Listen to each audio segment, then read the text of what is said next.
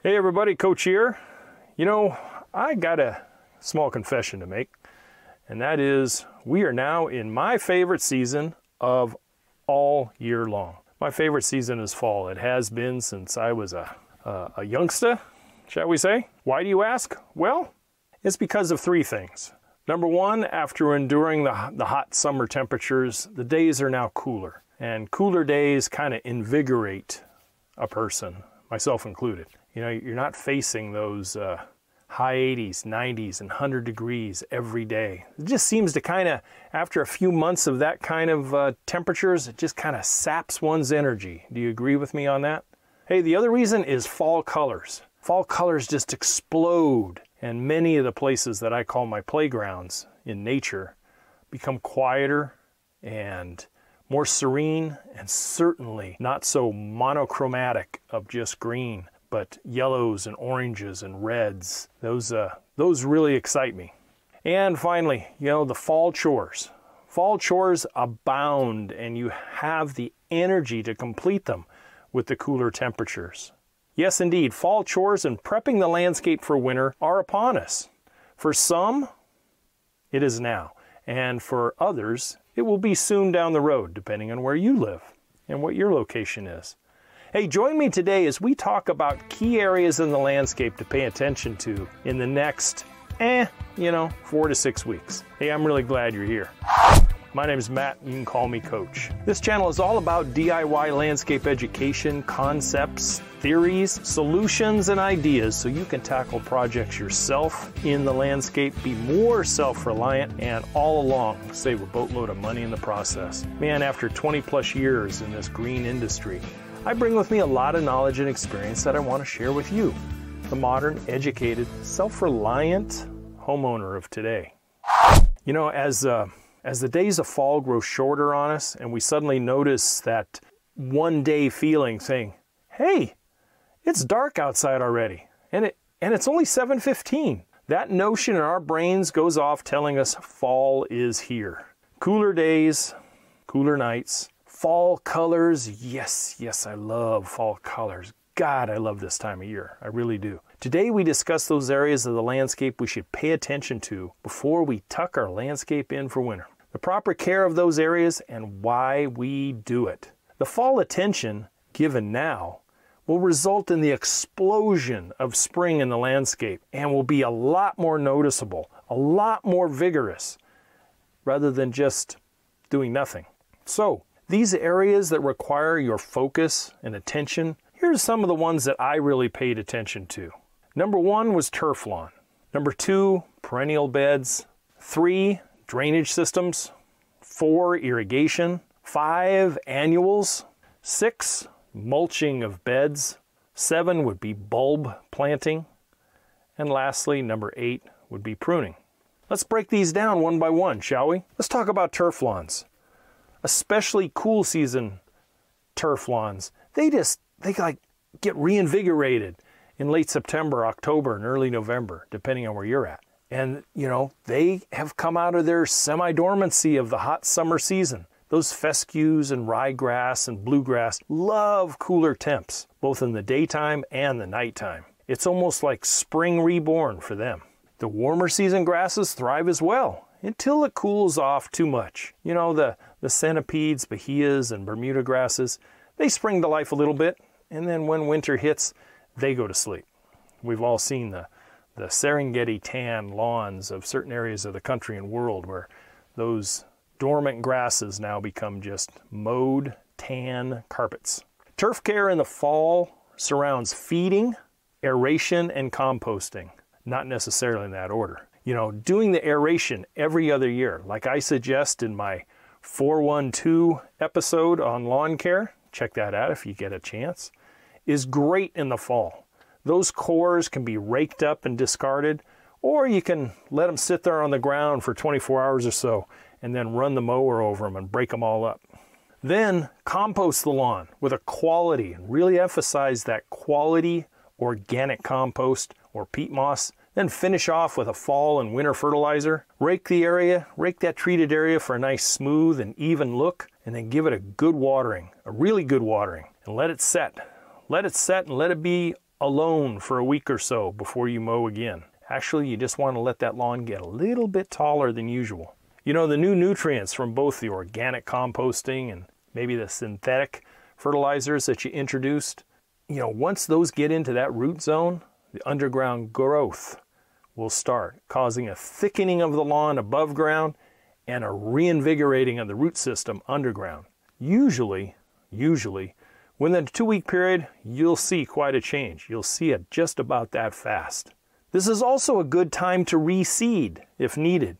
If you've got bare spots, maybe, you know, doggo has killed part of the lawn, these are great times to get out there and scratch that soil up. Put a little compost down and get some seed going before the daytime temps and nighttime temps are too cool for germination. Your lawn will spring to life for a short period and then retire for the winter, all the while revving its engine for that spring push to come. Yep, lawns are one of the larger tasks on the fall list of things to be done. Hey, how about perennial beds? Perennial beds. By now, I think I'd be fairly safe in assuming that 90 to 95% of all perennials have done their show for the year by mid-October or so. They're tired. They will require pruning of one style or another, either all the way down to the ground or slightly above, depending on what you have.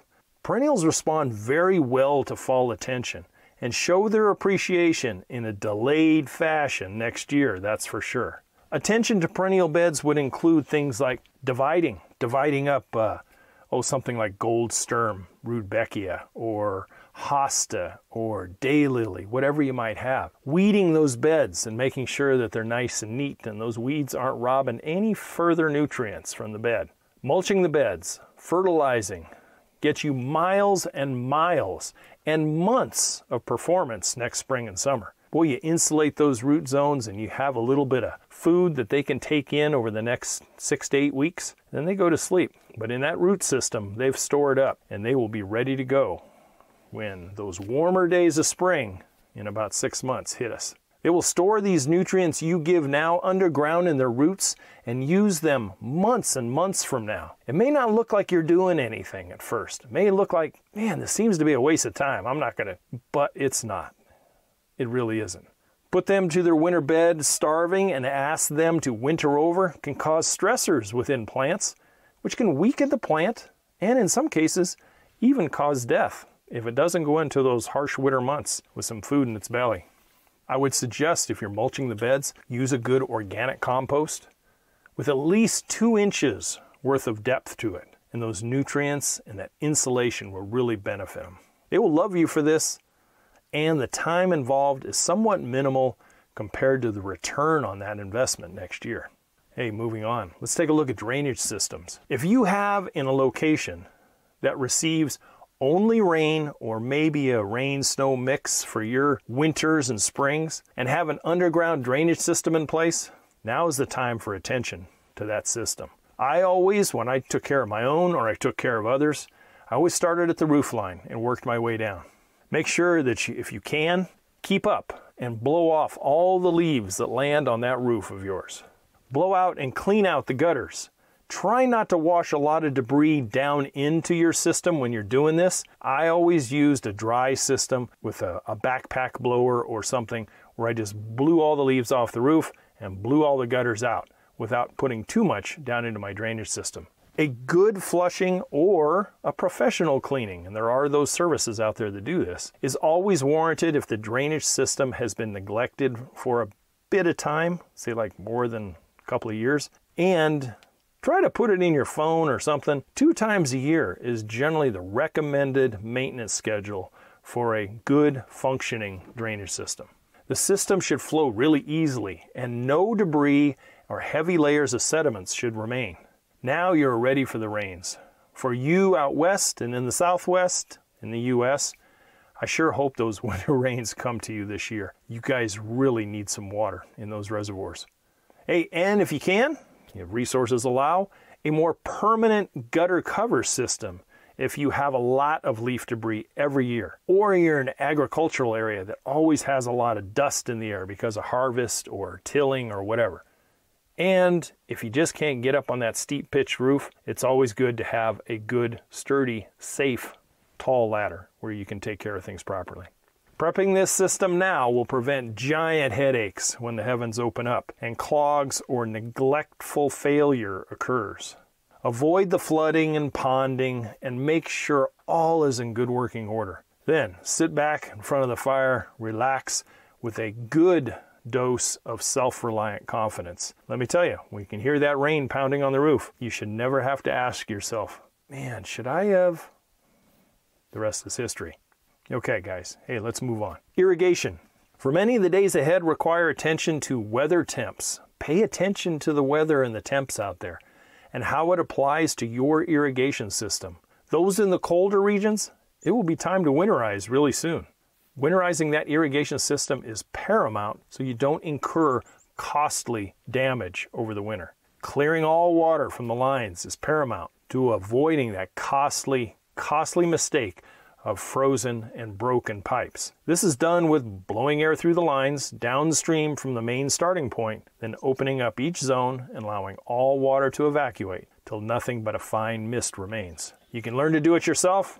Hey, I've seen a lot of channels on YouTube, or you can have a professional service come in to do it. But remember to do it. Very important.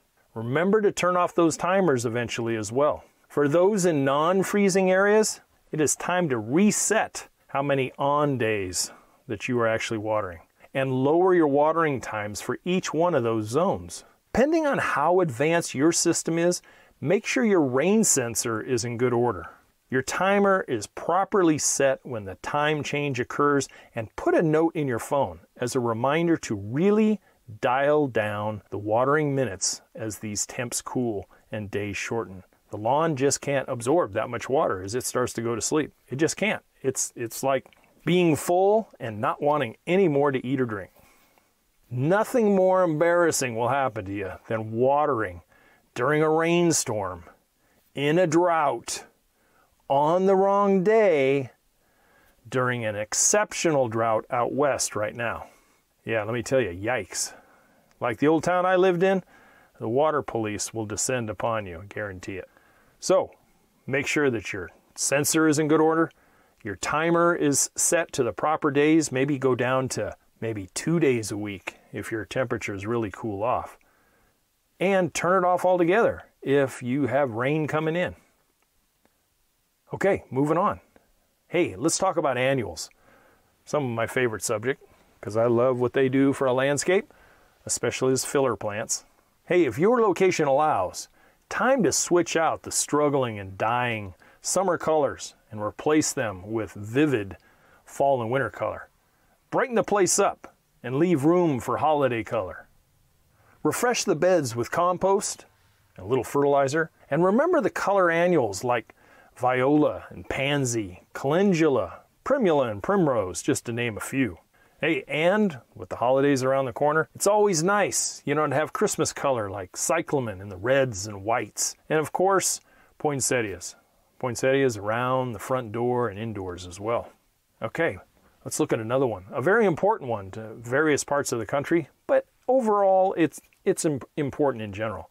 And that's mulching. This is a great way to smother any weed seed that might have collected over the summer and fall, insulate root systems so that they can stand up to the harsh winters, and slow release provides some organic new nutrients in the root zone through the fall and winter months ahead. It will make the beds and the whole landscape look fresh and revitalized. Hey, if you can, remember to order in bulk. Either pick it up with equipment that you have or have it delivered. And you can really save a lot of money that way. But bags are available as well, especially if your yard and bed sizes are on the smaller side. Make sure your mulch is a good quality mulch and not laden with crap from, some of the recycled dumps that are doing this kind of stuff now. Sometimes, believe it or not, the crappy mulch that's out there, I've actually found hypodermic needles in some of that stuff. So make sure you got good quality organic mulch. Don't skimp on quality there. Hey, moving on. Bulb planting. Used to be one of my favorite tasks in the fall. Available now at almost all nurseries and garden centers is the fall bulb collections. It is time to get them in the ground over the next few weeks. Prep those beds for planting and remember your planting depth charts and your bulb food. You might get distracted through the holidays and then one day, after the first of the year, they really kind of just surprise you one day by poking their heads through the snow or the mulch or in between your winter color. They're really a great way to usher in the first part of the year and beyond all the way into spring. And you get a bounce of late winter color from like early daffodils and paperwhite narcissus in the same process. They're really kind of fun. So remember ones like daffodils, tulips, crocus, anemones, just to name a few. Pay attention to bloom times. Try to plant some early ones, then some mid ones and some late ones. That way you really extend out that season quite a ways. All right, guys, lastly, pruning. Pruning in the fall is kind of a tricky one. Your goal should be to clean up and manicure without encouraging a lot of new growth. And how do we do that? Too much new growth and then a sudden cold snap can really wreak havoc on plants and cause burning and stress. In the fall, I used to always just do nip and tucks. Nip and tuck for shape. I didn't shear, I didn't butcher. You know, it was basically cosmetic pruning and to give it some structure and strength. And leave any of the major pruning to late winter or early spring. Fruit trees and berries usually do better with a late winter pruning anyway. Hey, there are many channels out there that show you step by step on how to accomplish this task depending on what plant material you need to sculpt and get ready for winter. Think more cosmetic at this point and not a total resizing of shrubs and trees. This is not the time. These fall garden chores can really add beauty. Great returns on investment next year and a feeling of confidence that your landscape is ready to take that winter nappy for a few months. Hey, oh, one last thing I almost forgot. Lighting. Make sure your photocell or your timer is correctly set for the changing nighttime hours ahead. You don't want to have it set for June. All of a sudden it's November and you're burning bulb life for like crazy. Hey guys, I will see you guys next week as always. Appreciate you sticking to this part of it. Hey, do me a favor, drop a comment, email me with any questions you have, and make sure you check out the YouTube channel this week where I cover this in a little more depth and obviously a little more visualization. Check out the website if you would, if you'd like to support us just a little bit. The DIY checklist is there, plus a very reasonably priced Landscaping Simplified ebook. And if you're really a noob and you want to learn everything there is to know about it, check out the HOMESCAPE 1.0 digital course.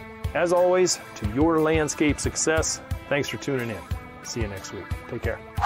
Thank you for listening to the Yard Coach podcast. Don't forget to head over to the website at youryardcoach.com where you will find more DIY landscape education, including the free 15-step DIY landscape checklist, Coach Matt's ebook called Landscaping Simplified, and the flagship digital course, HOMESCAPE 1.0. As always, if you have any questions or comments, you can email Coach Matt directly at youryardcoach@gmail.com. We'll see you right here next week.